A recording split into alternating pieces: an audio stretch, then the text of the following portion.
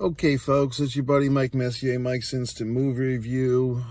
Saw Kinds of Kindness. I'm not sure who I would recommend this to. I mean, if you don't like structure in films, if you like offbeat things for the sake of being offbeat, okay. I'll give you full discretion. You know, I saw a couple of tweets, a couple of this, a couple of that. People were saying, what did I just see? I think my buddies up there in New England, Nathan Schuer and Lenny Schwartz, went to see this film together and were shocked and amazed and didn't know what the fuck they just saw. So I was kind of intrigued, and then I saw that this movie had Emma Stone in it, and I guess I will admit to being a mark for Emma Stone, meaning I'm a fan. I do like her work, although I wasn't such a big fan of Poor Things. You know, I knew that she would probably get the Oscar for that because it was such a challenging and daring and brave role. But I just thought Poor Things was kind of excessive, and I called it the goth showgirls if you watch my review of Poor Things. Nothing against good old Emma.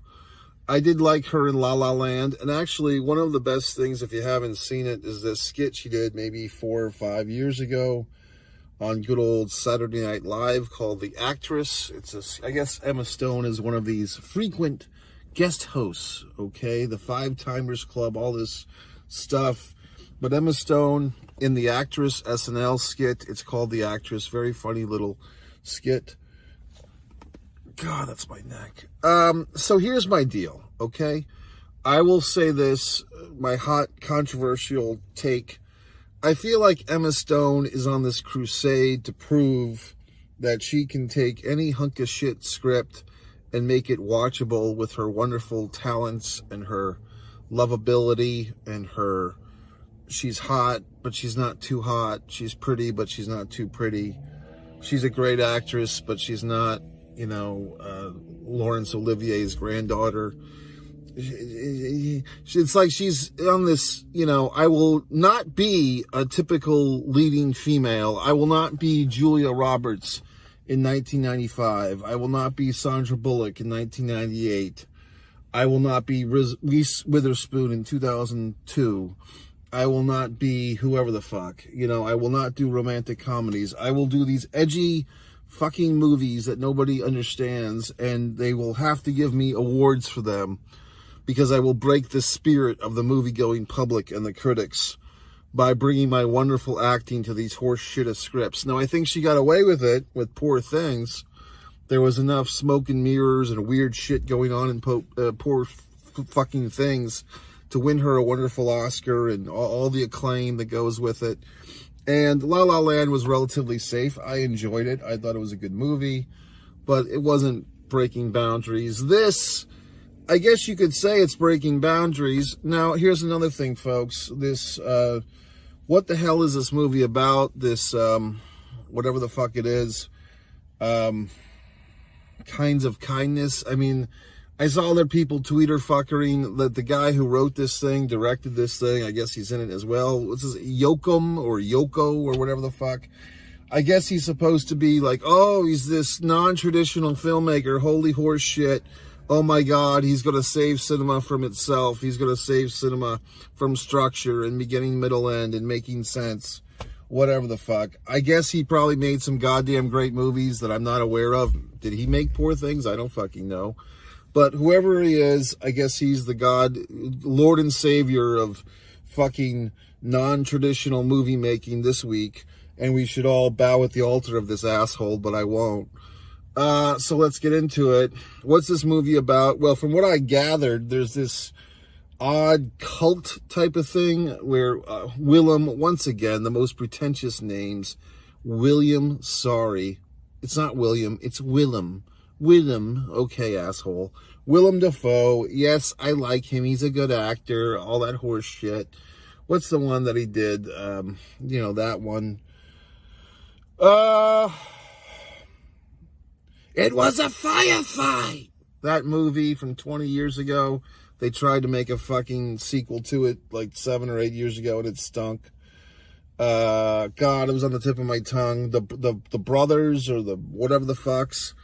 But this movie, The Fighting Brothers, or The Irish, whatever, Fox, but Willem Dafoe is great in that. He's great in a lot of things, I know. It's just, I just don't like his name, Willem. Okay, Willem.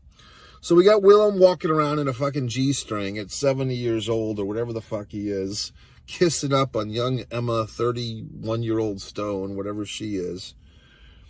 So it's like this weird cult where they're into like weird shit and there's like animals involved. Like, yeah, and I get it. We're all hypocrites. I had a nice meal today consisting of some type of variation on the theme of a dead cow. I'm sure you did as well. However, if you see like dog abuse, then it's a different story for us Americanos. Like the dog and the cat are on sacred ground and all the other animals can go fuck themselves, more or less. Like, okay, a nice parrot, but I'll just eat this chicken sandwich while I talk to my talking parrot. But if you had a talking chicken, you might not want to eat it, right? So we're all hypocrites, I get that. But when we, spoilers, we start seeing dogs get their little, fucking paws cut and so forth, it's disturbing. So this weird cult that I guess Willem Dafoe and his female Aki or whatever, his wife of sorts, they run this weird cult where there's like, narcolepsy and saunas and whatever, what term do they use? Contamination. And it seems like our girl here, Emma Stone plays Emily. So Emily has basically survived some type of other sicko marriage. Like she's been married to this creepy guy who, like later on, he basically drugs her and more or less, rapes her, takes advantage of his ex-wife or separated wife sexually because he fucking roofies her. And, so they've got some weird thing going on. So she's escaping like this horrible marriage to go to this cult where she's like trying to find some other people, and like the prophecy or whatever the fuck is that the next female, I don't know if it's supposed to be a sacrifice, but it's supposed to be like a twin who has a dead twin, like a surviving female twin who has a dead twin. Okay. So here's the catch-22, folks. I went to the theater tonight. I had about 3 hours of sleep the prior night. I had a situation with my wonderful automobile that had a car situation. I had to get my vehicle towed to the vehicle repair shop, and it was all a very early morning. Then I had a social engagement. A friend of mine is leaving town. I wanted to say goodbye, and I could not disappoint anyone. So I'm driving. I'm tired as a goddamn fuck. And I've got about 3 hours of sleep, and I get to this movie theater, and I'm like, okay, now I got to see this movie, but I'm extremely tired, and this is just the ironies of life, folks. This was an open captioned film, meaning that the words in English were written on the screen for people that are hard of hearing and so forth, so I don't mind. Sometimes these people, these actors can't even enunciate, and they don't get good audio anyway, so I don't mind seeing the words on the screen. So I go into the theater, and I have my traditional chosen seat in the auditorium. I get into the theater. There's one person in the goddamn theater, and that one asshole is sitting in my pre-selected seat. One person in the whole theater, and they're sitting in my seat that I chose to sit in on the app. And the person kind of knew, like, it was just obvious because I was headed right to that chair. And we had this little moment, and I don't know if this person was hard of hearing or whatever the fuck, but she kind of like said, oh, am I in your chair? I'm like, yeah, but I smiled and I said, I'll just sit somewhere else. So then I'm sitting, now I'm all paranoid as fuck because I don't want to be in this chair that's not my officially assigned seat if some asshole comes in and tells me that I'm in their chair. So now I'm checking the app to see what seats have sold for this screening. And there's like 3 or 4 chairs that have sold, right? And of course, I'm sitting in one of those chairs. So then I fucking mosey my ass over to the side, and then that person never shows up. So now there's like 25 minutes of goddamn previews. I go to the facilities, I come back. I'm like, okay, I guess no one else is coming to this theater except me and the woman that's in my chair. So I take a nice, comfortable, middle ground seat. And then finally 25 fucking minutes of previews. The movie's 2 hours and 44 minutes. I'm like, Christ almighty, we're gonna be here all goddamn night. So I'm sitting there, and then my eyes just get so heavy, and I just drift, and I just go to dreamland, and I'm waking up with like these little schisms of scenes, like here's Christopher Walken in a G-string, and here's Emma Stone and acting weird, and here's this horse shit. And here's the guy in this thing. Was he in Maverick? He looks like if you ever go to Denny's and they give you like a chocolate shake and they pour they make you a fucking chocolate shake, right? Like say it's 32 ounces and they put like 20 ounces in a nice cup for you, like a nice drinking cup. And then the rest of the 12 ounce remnants are like in this tin cup thing where they made the shake. So they give you like your fucking chocolate shake, and then they give you like the leftovers, right? So you have like a little bonus shake. This guy feels like the bonus shake of Matt Damon, or what like Philip Seymour Hoffman would look like now, like being dead. Like this guy has been in a lot of stuff lately, but he just feels like the remnants of like, okay, this guy, like someone said, oh, you kind of look like Philip Seymour Hoffman. He's dead and all. You're not quite as good of actor as him, but here's his roles that he might have had. You know, or, hey, we couldn't get Matt Damon. You're not quite as good looking or as popular or as famous, but here's a role, asshole. So that guy, whoever the fuck that guy is, I guess he's got a wonderful fucking career and a great future, and he'll probably win some awards, but that's that guy. So he's palling around with Emma Stone, and I just have the feeling watching this movie, this is the movie that, Emma has to prove herself again. Like, Poor Things wasn't fucking warped and stupid enough. You know, like, oh, okay, Emma, well, thanks for showing us your vaginal area, and thanks for showing us that you can act in this piece of shit movie and make it salvageable, and okay, you're not a Disney princess, we get it. You're not Anne Hathaway, you know, doing romantic comedies with Matthew McConaughey. So you're this wonderful, daring, brave actress, and now you have to do this? Okay. So I just feel like we're indulging in Emma's goth stage. Like, before she comes around and does some real movies, we have to go through this tenure with her, where she has to take us through the wilderness of dog shit films. No offense. So it's like, okay, Emma, you might be losing a fan here, okay? So, I don't know. I just feel like, so the movie, and then you got Margaret Qualley, and now she's one of these actresses. Is she in the Smile movies? Is that her in this? I keep seeing this preview for Smile, but Margaret Qualley is another one of these, oh, she's pretty hot. What is she being? And then she's playing like twins. It also seems, is it just me, or do some of these like artsy fucking movies that are so goddamn edgy, they just seem like a fucking excuse to get the actresses topless? Is that just me? It's like, if we make this movie really fucked up and bizarre, the A-list actress will do nudity. That's what it seems like. That's what it seems like to me. You know what I mean? So now we got Margaret Qualley topless. We got this other actress who had a great form, shall we say, and she's topless in a fucking morgue scene. So it's like, what kind of fetish fucking weirdos are making these goddamn things? I mean, that's what it feels like. Okay. Hashtag 5 years from now, everyone involved in this movie is going to be very regretful. You know what I mean? It just seems like there's some underlying things going on here, like some baby's blood is being drunken in between fucking shots or scenes or whatever the fuck. It just seems a little warped to me. Anyway, I mean, I'm all for a non-traditional fucking weird movie, but it's like, I don't know. Like, then there's all these like fake end credits. Here's a dog hanging from a noose. Okay, I wanted to see that on a Wednesday afternoon. What the hell's going on around here? I mean, it's these fucking perverted assholes making these movies. But okay, we have to give them a lot of money because it's such a good piece of shit film. So I sat through this fucking train wreck, and then the beauty of it is by the end of it, like, you start to like the movie because you're like, Like, it's so bizarre and fucked up that by the end of it, you're kind of bizarre and fucked up yourself. You're like, yeah, let's you know, have that twin jump in the empty pool and kill herself. Awesome.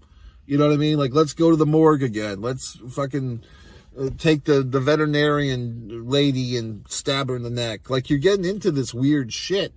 And that, I guess that's what this fucking Hugo, whatever the fuck, is so good at, is he's good at, you know, manipulating the audience to be as bizarre and disturbed as he is. So good job, Hugo, or whatever the fuck your name is. So anyway, folks, that's it. I mean, I'm not, once again, it's like, would I sit through this goddamn train wreck again? Probably not. But I do feel like assholes will like this movie. Like, this will be one of those movies that has like a cult audience, meaning a bunch of sickos will tell you how great this movie is for the next 30 years and whatever the fuck. But I mean, you know, it just is what it fucking is. So Emma, you know, romantic comedies are calling your name, sweetheart. It's time to fucking get over yourself, make some real money. You know what I mean? Like, do a nice script with like a nice character. You know what I mean? Or whatever the fuck. Do whatever the fuck you want. You know what I mean? Who am I to tell anyone what to do? I'm just saying. It's just, I don't know. It makes, on some grand level, it just makes me depressed. I sit here and write these wonderful screenplays with wonderful characters. And, you know, what gets produced is these, you know, buckets of horse shit films, okay? So it's depressing. And you might be thinking, well, gee whiz, Mike, you've never made a goddamn movie. Well, assholes, yes, I have. You can go over to One Man and a Camera Films, watch Blood Sugar Sedace. That'll be a goddamn mind trip for you. That'll be more enjoyable than this. You can watch The Impeccable, my wonderful 22-minute film. You can watch Disregard the Vampire, Mike Messier documentary. All these films are better than this piece of fucking horse shit that I sat through. I sat through this movie, and then I'm like, I need to cleanse my spirit. So I actually snuck in a tinge to the IMAX screening of A Quiet Place Day 1, which I've already seen, and through a logistical situation, I did not see that movie on the IMAX screen 3 weeks ago, or whenever the fuck I saw it on like a regular theater screen. And now I'm kind of having regret because I'm like, I didn't really like it, but I think that if I had seen it the first time on IMAX, I would have liked it more, right? So now I'm just kind of sitting there and I'm like, but do I want to double down now? Because I watched like the first 15 minutes of this thing tonight again. Do I want to like sit through the whole thing even though I know what happens? And I'm like, I guess I don't. So I'm just in this weird stupor. You know what I mean? I don't know if I'm coming or going. I'm just all over the fucking place. And it's like, I just, not quite this, not quite that. You know, like I said, I slept 3 hours last night. I go into the theater, probably got 45 minutes of sleeping in, to be honest with you. But now I'm all, like, my battery's been like, you know, I'm at 15%. So I'm like kind of fucked up. And then it's like, do I go out and get a nice breakfast sandwich? You know what I mean? Or do I not? What do I do with myself? Anyway, it's your buddy Mike Messier. It's the post 4th of July. Like 4th of July, now it's like the fucking 10th of July. It's like the 4th of July was on a fucking Thursday. And I thought like a week ago was the 4th of July. I thought last 4th of July was a fucking Wednesday. And then the 5th of July I thought was a Thursday. And I'm walking around on the 5th of July like, oh, awesome, I got the whole weekend coming up. And then at the end of the 5th of July, I'm like, oh, wait, this was Friday? This was my Friday? That's all I did? Like, for a Thursday, this was good. But for a Friday, this kind of sucked. And then I'm like, now it's Saturday the 6th, and I'm like, my weekend's half gone. So anyway, folks, tomorrow's Thursday, and then it's like, okay, now you have to start making up for lost time. The ticking of the talk. Okay, folks, it's your buddy, one artist, Mike Messier, for my wonderful acrylics, one pro wrestling and sports fan, for my wonderful pro wrestling and sports videos. One Man and a Camera Films for my fucking movies that are better than half the horse shit you'll see in theaters, even though I say go to the theaters. And this is one